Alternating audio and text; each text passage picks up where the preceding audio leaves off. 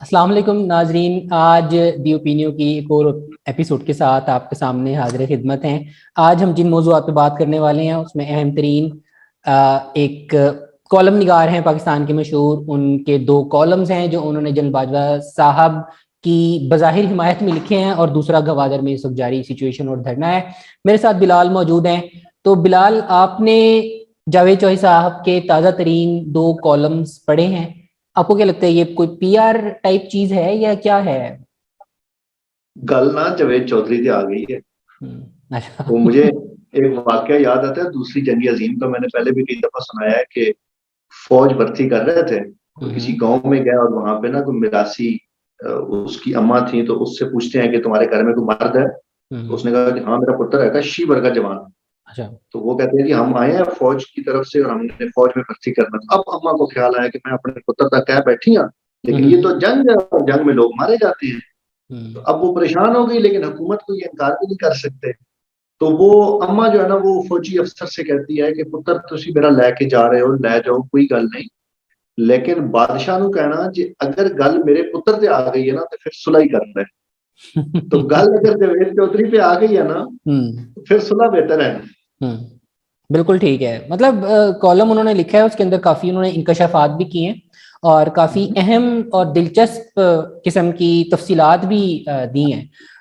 تو میں شروع یہاں سے کرتا ہوں کہ انہوں نے کہا کہ 22 دسمبر کو ان کی ایک طویل 6 گھنٹے کی ملاقات ہوئی ہے جنرل باجوہ صاحب کے گھر میں، اور گھر کا انہوں نے سائز لکھا ہے درمیانے سائز کا گھر۔ تو یار بلال، یہ مطلب یہ درمیانے سائز کا گھر کیا ہوتا ہے؟ یہ اس کو ہم کس کیٹیگری میں ڈالیں گے؟ 10 کنال، 20 کنال، یہ کیا مطلب یار درمیانہ سائز کیسے جو ایلیبوریٹ کریں گے؟ جو لوگ جو لوگ پاورفل ہوتے ہیں نا، جن کے ہاتھ میں چھوٹی ہوتی تھی یا ہوتی ہے، ان کے گھروں کے سائز اسی طرح بتائے جاتے ہیں، اچھا۔ درمیانے سائز کا، اوسط درجے کا، ایک معتدل، اس طرح کے بتائے جاتے ہیں۔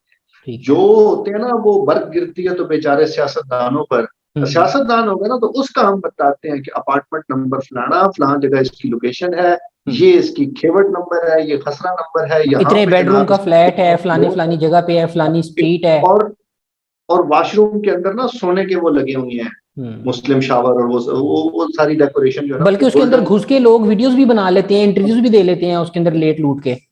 اچھا وہ اچھا، جو آپ دوسری بلال، دوسری بات انہوں نے بڑی انٹرسٹنگ لکھی ہوئی ہے کہ ان کے گھر کے اندر جو ان کا گھر بنوایا ہے وہ ان کی بیگم صاحبہ نے بنوایا ہے۔ تو مطلب یار بڑی بات ہے کہ ایک جنرل صاحب کا گھر ان کی بیگم بنوانے کے قابل ہیں، اور وہ یہ ایک تو ہاؤس وائف ہیں، تو اتنے اثاثہ جات مطلب رہے ہوں گے یقیناً ان کے، وہ ایک۔ نہیں، میرے خیال میں نگرانی میں بنوایا ہے بیگم صاحب۔ اچھا، مطلب وہ ٹھیکیدار کے اوپر کھڑی تھی، انہوں نے کہا یہ ایتھے اینجل لاؤ، ایکوٹی ایتھے لاؤ، اس طرح یہ انہوں نے ڈیسیژن کیے ہیں کہ یہاں پہ یہ چیز اس طرح سے ہوگی، اس طرح سے ہوگی۔ پیسے تو آپ کو پتا ہے نا کہ جب آپ اس پوسٹ پہ ہوتے ہیں تو پیسوں کا تو مسئلہ ہی نہیں ہے، چوہدری صاحب مطلب آ ہی جاتے ہیں، یہ تو نہیں، وہ مسئلہ تو بالکل ہمارا اثاثہ فخر جات ہے۔ کا کوئی اور ذکر نہیں کیا۔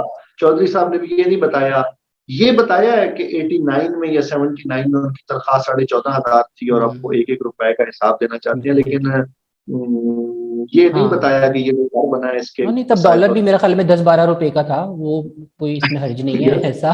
تو ٹھیک ہے۔ اچھا، کچھ اور چیزیں انہوں نے بڑی دلچسپ بتائی ہیں، اصل میں نا نکات وائز آپ سے ڈسکس کرنا چاہ رہا ہوں، سمجھنا چاہ رہا ہوں کہ ہم بھی مطلب اس انداز میں اپنے کیریئر کو آگے بڑھائیں اور سیاستدان بھی سبق سیکھیں ان کفایت چار قسم کی ہیبٹ سے۔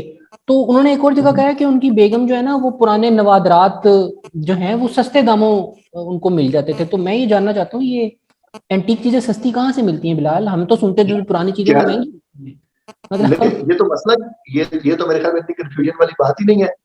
کیا پتا وہ وہیں سے خریدتی ہو جہاں پہ ایک دوسری خاتون سستے میں بیچ رہی تھی۔ اچھا اچھا، مطلب ایک ہاتھ دے ایک ہاتھ لے، انہیں پتہ چل جاتا ہوگا وہاں پہ کہیں پہ کوئی مطلب چیز بک رہی ہے، کسی پہ سخت دیکھنا وقت ہے، ہم جا کے وہاں۔ یہ جو پچھلے 4-5 سال گزرے ہیں، یہ اس حوالے سے بڑے شغلی تھے کہ ملک میں جو دو، ایک جو آفیشیل چیف ایگزیکٹو تھا اور ایک جو پریکٹیکل چیف ایگزیکٹو تھا، ان میں سے ایک کی جو بیوی تھی وہ سستی میں چیزیں بیچ رہی تھی اور جو دوسرے کی وائف تھی وہ سستے میں چیزیں خرید رہی تھی۔ میں اس کو تھوڑا ریفریز کر دیتا ہوں، ایک جو خاتون اول تھیں وہ اثاثے بیچ رہی تھیں، اور جو سپہ سالار کی بیگم صاحبہ تھی وہ اثاثے بنا رہی تھی اس دور میں۔ ظاہری بات ہے فوج ایک دور رس وہ رکھتی ہے، نگاہ رکھتی ہے، اس نے چیزیں دیکھنی ہے اپنی، اسی حوالے سے آگے چلتے ہیں۔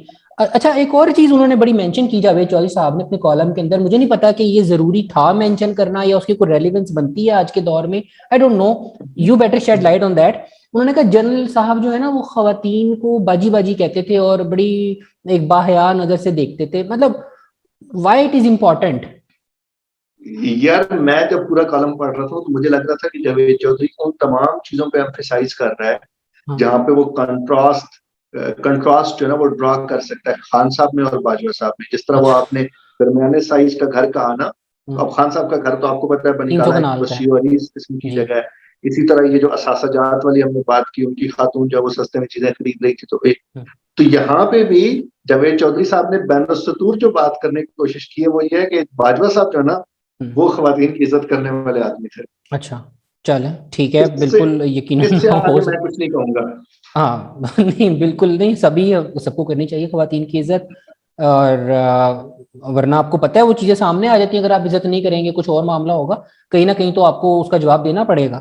اچھا ایک اور بات انہوں نے کی ہے مذہبی حوالے سے, جاوید چودھری صاحب مجھے لگتا ہے بڑا ان چیزوں پہ فوکس رکھتے ہیں, ان کا شاید بہت بلیو بھی ہوگا, یقیناً ہونا بھی چاہیے. وہ یہ کہہ رہے ہیں کہ باجوہ صاحب ہر وقت اپنی جیب میں پنسورا رکھتے تھے, تو پتہ نہیں وہ حفاظت کے لیے رکھتے تھے یا پڑھنے کے لیے رکھتے تھے, تو ہاؤ ڈو یو سی دس, مطلب جاوید چودھری صاحب جو ہے نا ان چند صحافیوں میں سے ہیں جن کو اس ملک کے پاورفل لوگوں کے وضو کرنے اور کتنی دیر ان کا وضو رہتا ہے اور کتنی دیر وہ اپنا وضو برقرار رکھ سکتے ہیں, اس کی ٹائمنگ کا بھی پتہ ہوتا ہے, ان کی جیب میں جو مسواک اور پنچ اور اس طرح کی چیزیں یہ بھی ان کو پتہ ہوتا ہے. ہوتی ہیں. بالکل مجھے واقعہ یاد آ گیا کہ جب نواز شریف صاحب بننے والے تھے نا, وزیر اعظم بن چکے تھے, تو ویری نیکسٹ ڈے محترم جاوید چودھری صاحب نے کالم لکھا تھا کہ میاں نواز شریف صاحب ایئرپورٹ کے لیے روانہ ہو رہے تھے وزیر اعظم ہاؤس سے, اور جب وہ فیض آباد انٹرچینج کے قریب پہنچے تو نماز ظہر کا وقت ہو گیا.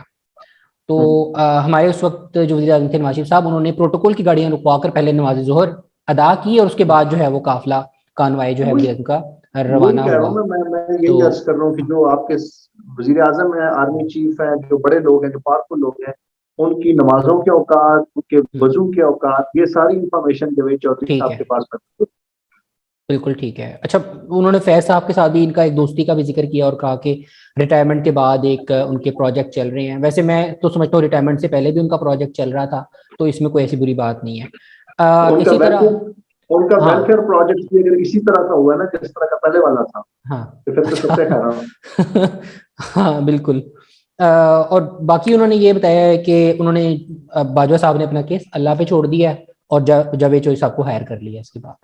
تو یہ جاوید چودھری صاحب نے یہ بھی بتایا تھا کہ نواز شریف صاحب نے بھی اپنا کیس اللہ پہ چھوڑ دیا. اچھا وہ اللہ پہ چھوڑ کے ان کو بتاتی ہیں پھر کہ کیس ہم نے اللہ پہ چھوڑ دیا ہے, پھر وہ ان کو مطلب فون کرتے ہیں وہی کہہ رہا ہوں, ساری تفصیل ہوتی ہے بعد میں. اسی نواز شریف صاحب نے دوبارہ اسٹیبلشمنٹ کے ساتھ بیٹھ کرتے ہیں.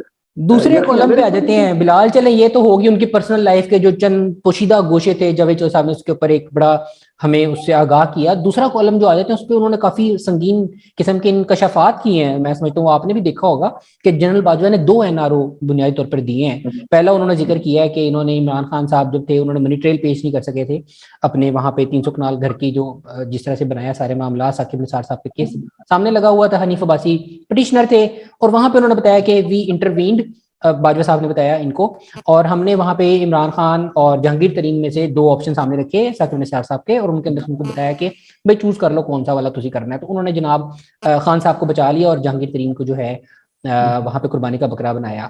تو اب یہ بات جو ہے یہ ان کی تعریف کے زمرے میں لی جائے یا یہ تو ایک چارج شیٹ بھی بن رہی ہے باجوہ صاحب کے خلاف سیدھی سیدھی, تو how do you comment on that?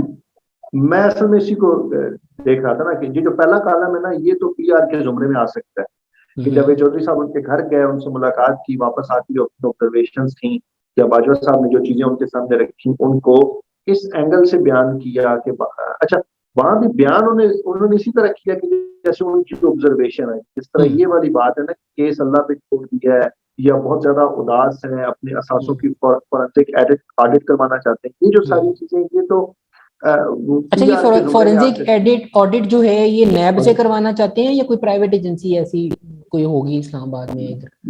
I don't نو, یہ جاوید چودھری صاحب نے ابھی نہیں بتایا. انہوں نے بتایا. اچھا ٹھیک ہے جی. میرا جاری جو رکھیں. پوائنٹ ہے وہ یہ ہے کہ جو پہلے والا کالم ہے نا یہ PR کے زمرے میں آ سکتا ہے کسی نہ کسی درجے میں. جو دوسرے والا ہے نا وہ تو چارج شیٹ ہے باجوہ صاحب کے خلاف بھی اور عمران خان صاحب کے خلاف. ثاقب نثار اور صاحب کے وہ خلاف بھی. مطلب سنگین وہی الزام یہ ہے کہ باجوہ صاحب نے فیض حمید صاحب کو بھیجا فکس کرنے کے لیے میٹنگ, اور وہاں پر فیض حمید صاحب نے 2 وکیل مہیا کیے جنہوں نے بنیادی طور پر وہ فیصلہ تحریر کیا ہے جو جس کے اندر عمران خان صاحب کو صادق و امین کا لقب قانونی طور پر عطا کیا گیا.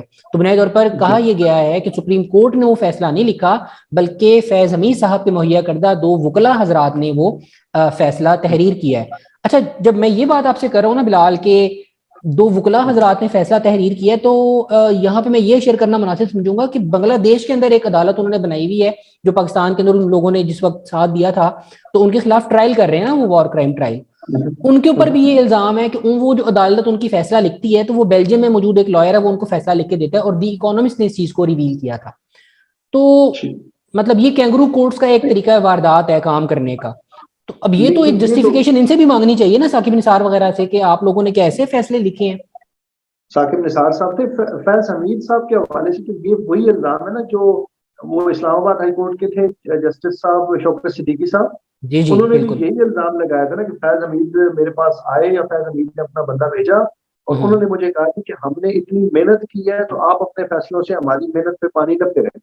اچھا, یہ تو اس پورے انسیڈنٹ کے حوالے سے جتنی گواہیاں ہیں وہ ایک جگہ پہ اکٹھی ہو رہی ہیں وہ ساری میچ ہو رہی ہیں. میرا پوائنٹ یہ ہے کہ جو دوسرا کالم ہے جاوید چودھری صاحب کا جو بظاہر ایسا لگتا ہے کہ جیسے عمران خان پہ چارج شیٹ ہے لیکن اصل میں تو یہ ایک تیر سے 2 شکار ہے. اس وقت کی پوری ملٹری اسٹیبلشمنٹ کے خلاف بھی اپنی گواہی پیش کر دی اور عمران خان صاحب کو تو یہ یاد دلایا جا رہا ہے کہ آپ پہ باجوہ صاحب کے اتنے احسانات ہیں آپ پہ.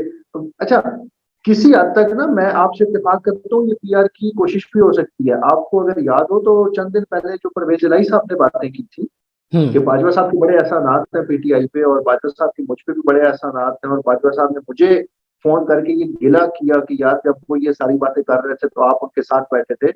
تو اس کا مطلب یہ کہ وہ اس بات کو اون کرتے ہیں ٹھیک ہے ہم نے یہ کیا تھا. تو جب یہ ساری چیزیں ڈاکومنٹ ہو رہی ہیں تو یہ دونوں فری کین جو ملٹری اسٹیبلشمنٹ ہے پلس عمران خان ان دونوں پہ ایک طرح کی چارج شیٹ ہے. اچھا, مزے کی بات یہ جو چارج شیٹ لگا رہے ہیں نا یہ دونوں ایک دوسرے کے اوپر لگا رہے ہیں. ایک دن عمران خان صاحب 2-4 بیانات دیتے ہیں کہ یہ اس طرح ہیں یہ اس طرح ہیں یہ غدار تھے یہ فلانے تھے اور اس طرح اور ان کے یہ معاملات تھے یہ ان کو چوروں کے ٹولوں کے سپورٹ کرتے تھے. اگلے دن جناب کوئی جواباً آڈیو لیک وہاں سے آ جاتی ہے, کبھی کوئی کالم آ جاتا ہے اس کے اندر بتایا جاتا ہے کہ عمران خان کو تو NRO ملا تھا عمران خان کو. مجھے نا یہ دیکھ کے نا ایک عجیب سی وہ مثال یاد آ جاتی ہے, پتہ نہیں وہ شیئر کرنا مناسب ہے یا نہیں. اکثر کہیں کلپ چل رہا ہوتا ہے کہیں کسی پاکستانی جو اسٹیج ایکٹرز ہیں ان کا, تو وہاں پہ کوئی ناصر چنیوٹی بیٹھے ہوتے ہیں اور سامنے ایک ظفری خان کھڑے ہوتے ہیں اور ایک اور کوئی اسٹیج ایکٹر. تو وہ دونوں اسٹیج ایکٹر نے ایک دوسرے کے گھر والوں کے متعلق بڑی نازیبا گفتگو کرتے ہیں. پہلے ایک کہتا ہے تمہارے گھر والے اینجے تھے اینجے, تو دوسرا کہتا ہے تمہارے گھر والے ایسے تو ایسے. تو بیچ میں نا ناصر چنوٹی صاحب جو ہیں وہ جج بن کے بیٹھے ہوتے ہیں, وہ دونوں کی باتیں سنتے ہیں فضولیات, اور اس کے بعد کہتے ہیں بھائی جان آپ دونوں کی گفتگو سے پتہ ہی چلا ہے کہ آپ دونوں کے گھر والے نا کوئی اچھے لوگ نہیں ہیں. تو ابھی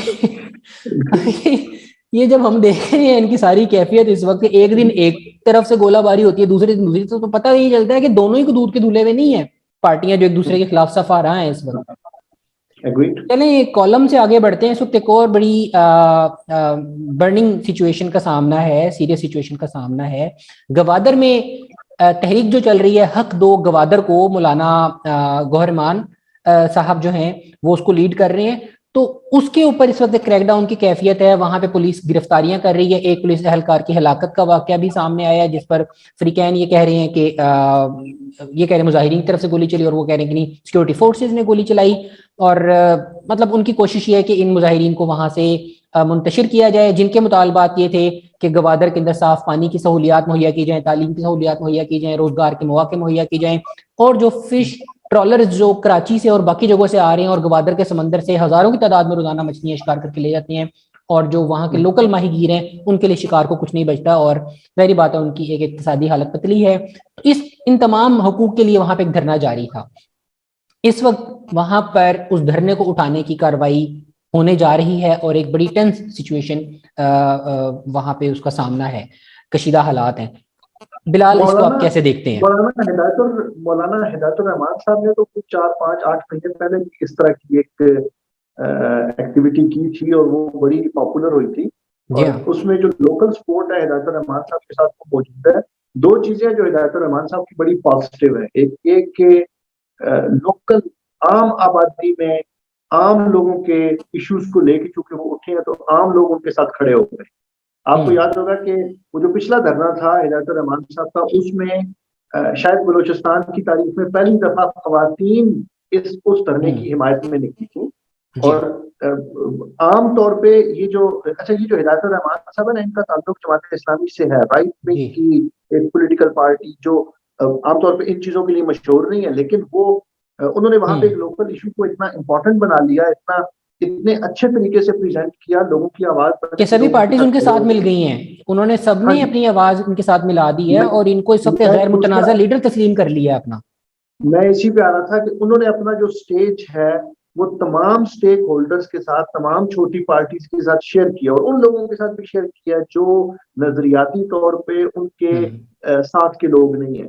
جو اگلی چیز ہدایت الرحمان صاحب کے حوالے سے بہت پازیٹیو ہے وہ یہ کہ ان کے خلاف کوئی چیز موجود نہیں ہے. یعنی جن طاقتور حلقوں کو ہدایت الرحمان صاحب کو مسلسل للکار رہے ہیں, دیکھیں نا اب تو آڈیو ویڈیو کا سیزن چل رہا ہے نا جی. نہیں بالکل, یہی تو چیز ان کو پریشان کر رہی ہے کہ اس سے پہلے جو لوگ وہاں پہ قوم پرست یا دیگر تھے انہوں نے تو مختلف مفادات حاصل کیے ہوئے تھے, یا کسی کا کوئی نہ کوئی اسکینڈل تھا, وزارتوں میں رہے, کسی زمانے میں کوئی وزیر اعلیٰ پہلے رہ چکا ہے, تو وہ ان کو کہیں نہ کہیں ٹیکل کر لیا کرتے تھے, مینج کر لیا کرتے تھے. لیکن یہ آدمی جو گراس روٹ سے اٹھا ہے, ایک پولیٹیشین بھی ہے, اور اس نے اس انداز میں چیزوں کو آگے بڑھایا, اور اس کے کردار کے اندر, اس کی کیریئر کے اندر کہیں ان کو کوئی کرپشن یا کوئی جھول نظر نہیں آتا. تو یہ ان کے لیے بہت پرابلمٹک چیز ہے کہ وہ ان کو مینج نہیں کر پا رہے.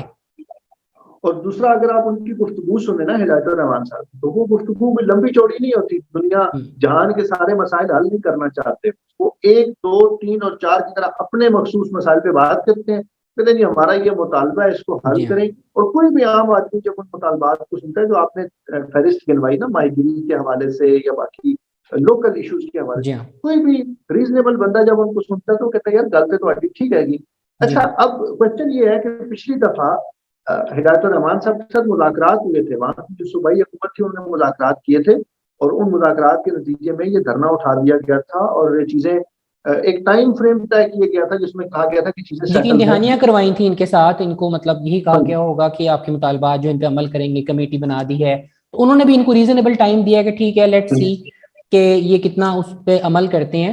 اور میں یہ سمجھتا ہوں کہ گورنمنٹ کے پاس نا یہ ایک سنہری موقع ہے ان مسائل کو حل کرنے کا بھی, کیونکہ یہ وہ لوگ ہیں جن کا کوئی سیاسی مقصد نہیں ہے, یہ وہاں پر اپنے انسانی حقوق, اپنے اقتصادی حقوق, ان کے لیے جیسے آپ نے بات کی عام لوگوں, غریب لوگوں کے جو حالات ہیں ان کو بہتر کرنے کی بات کر رہے ہیں. تو بجائے اس کے, اور یہ پرامن احتجاج کر رہے ہیں, ان کے پاس کوئی اسلحہ نہیں ہے, ان کے پاس کوئی ڈنڈا نہیں ہے, انہوں نے ابھی تک کسی کو کچھ نقصان نہیں پہنچایا, کسی قسم کا اسٹیٹ کے خلاف کوئی بات انہوں نے نہیں کی. تو ایسے لوگوں کو میرے خیال میں پازیٹیولی انگیج کرتے ہوئے ان کے مسائل کا حل کرنا چاہیے, نہ کہ آپ ان کو مجبور کریں اس حالات میں اور اس طرف دھکیلیں کو وہ بھی مجبور ہو کر جو ہے پہاڑوں میں چلے جائیں یا آپ کے لیے مزید ایجیٹیشن پیدا کریں. تو میں اصل میں عبداللہ یہاں پہ ایک جو چھوٹا سا نقطہ اور ہائی لائٹ کرنا چاہتا ہوں, یہ کہ سارے مسائل اگر حل نہیں بھی ہو سکتے, ساری چیزیں نہیں بھی ہو سکتی, حکومت کا یہ کام ہے کہ وہ یقین دہانی صرف اس چیز کی کرائے جس نے حل ہو جانا ہو. دیکھیں آپ کو یہ بات جتنی مرضی غیر سیاسی لگے, لیکن انفارچونیٹ بات یہ ہے کہ پچھلے کچھ دہائیوں میں ہماری سیاسی حکومتیں اپنا جو اعتماد کا رشتہ ہے نا وہ ختم کر چکی, وہ کھو چکی ہیں, اعتماد کھو چکی ہیں. اور وہ اس طرح کے رویے سے ہوتا ہے کہ جب ایک سچویشن ڈیولپ ہوتی ہے, ہمیں لگتا ہے مذاکرات کر کے حل نکالنا ہے, ہم بیٹھتے ہیں, ہم کہتے ہیں ٹھیک ہے جی ہم یہ بھی کریں گے, یہ بھی کریں گے, یہ بھی کریں گے. اس وقت کو نا وہ جو ڈنگ ٹپاؤ پالیسی ہے نا وہ چلائی جا رہی ہے. جب وہ دھرنا ختم ہو جاتا ہے, جب لوگ منتشر ہو جاتے ہیں, پھر کہا جاتا ہے اچھا اب ہم نے کچھ ٹائم بائے کر لیا نا, اب اس کے بعد دیکھیں کہ کیا ہوتا ہے. مسئلہ یہ ہوتا ہے کہ اس سے لوگوں کا سیاسی حکومت پہ, سیاست دانوں پہ اور سیاسی ڈائلاگ پہ جو اعتماد ہے وہ مجروح ہوتا ہے, وہ ختم ہوتا ہے. اور یہی وجہ ہے کہ لوگ غیر جمہوری قوتوں کی طرف, غیر جمہوری راستوں کی طرف, اور انفارچونیٹلی عسکری راستوں کی طرف بھی اسی وجہ سے جاتے ہیں. بہت شکریہ. بلال تھینک یو ویری مچ. میرے خیال میں ناظرین ہم نے بہت اہم موضوع کے اوپر اپنی گفتگو کا اختتام کیا ہے کہ اس وقت گوادر میں جو سچویشن ہے حکومت کو چاہیے اس کو سنجیدگی سے ٹیکل کرے اور پرامن طریقے سے مظاہرین کے ساتھ اپنے معاملات کو آگے بڑھائے اور ان کے مطالبات جو ہیں ان کا فی فور ان کے لیے حل نکالے. اور اس سے پہلے ہم نے کچھ سیاسی صورتحال جو ملک میں تھی اور جو جن باجوہ صاحب کے حوالے سے چیزیں تھیں آپ کے سامنے رکھی.